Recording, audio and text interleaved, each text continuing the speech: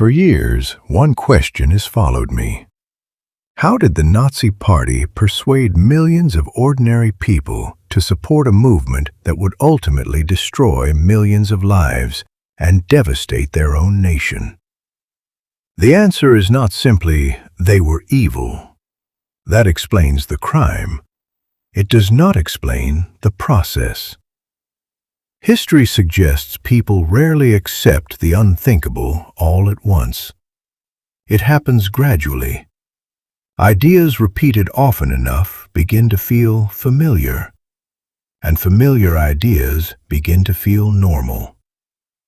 People want to belong, to feel part of something larger than themselves. Complex problems become simple stories. One explanation, one cause, one enemy. Labels replace names. Neighbors become categories. Individuals become stereotypes. And once we stop seeing the individual, it becomes easier to justify the unjustifiable. Change is often incremental. A boycott, a restriction, a law, a right removed, each step making the next seem ordinary. Looking back, the path seems obvious. Living through it, perhaps it wasn't. The Holocaust was the attempted annihilation of Europe's Jews. But the Nazi regime also persecuted people with disabilities, political opponents, Jehovah's Witnesses, gay men, and others it deemed undesirable. Once exclusion begins, history suggests the list rarely gets shorter. It grows. The reason to study this history is not to judge the people who lived then. It is to understand ourselves. Because if these were uniquely German traits, there would be little to learn. But if they are human traits, history becomes a mirror.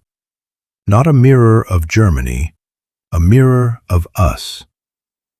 Whenever labels replace individuals, whenever fear replaces understanding, whenever belonging becomes more important than truth, the question is not, what would they have done?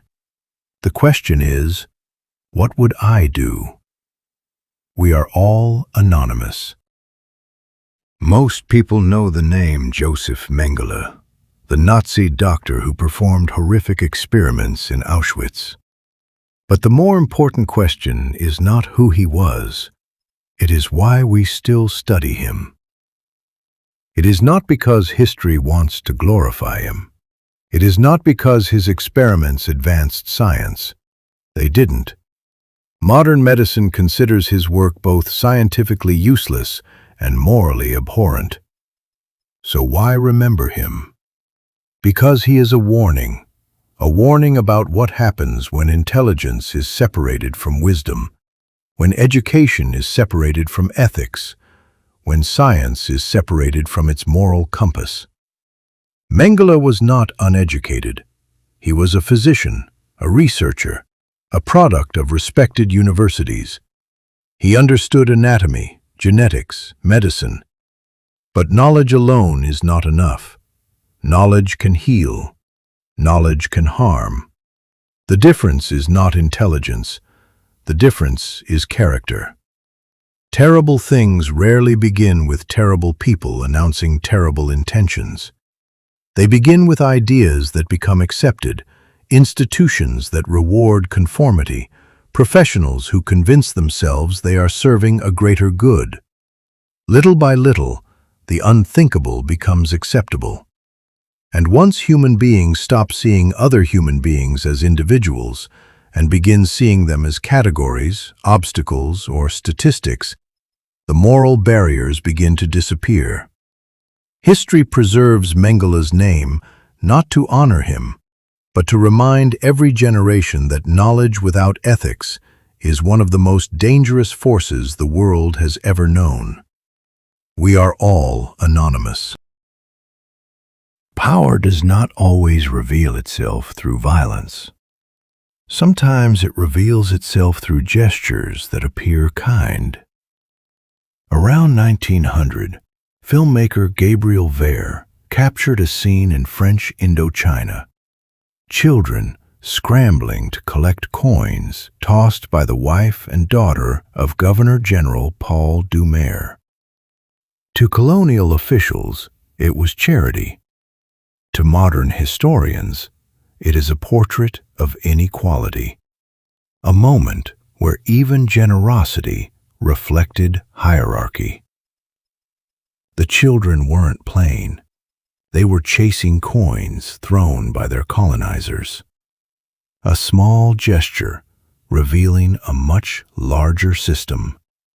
A world where power defined every interaction, every gesture, every frame of the footage. This clip is more than history. It is a reminder that power shapes perception, even through the camera lens itself. History books tell us what happened. But who decides what gets included and what gets removed?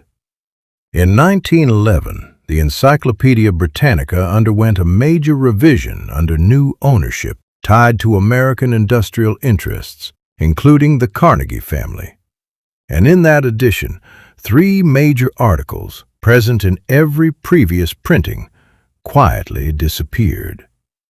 The first was the entry on the American system of political economy, a doctrine built on protective tariffs, federal infrastructure investment, and a national bank issuing stable currency.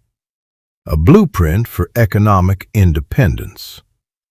The second missing article was about the greenback, the interest-free currency issued directly by the U.S. Treasury during the Civil War, bypassing private banks entirely.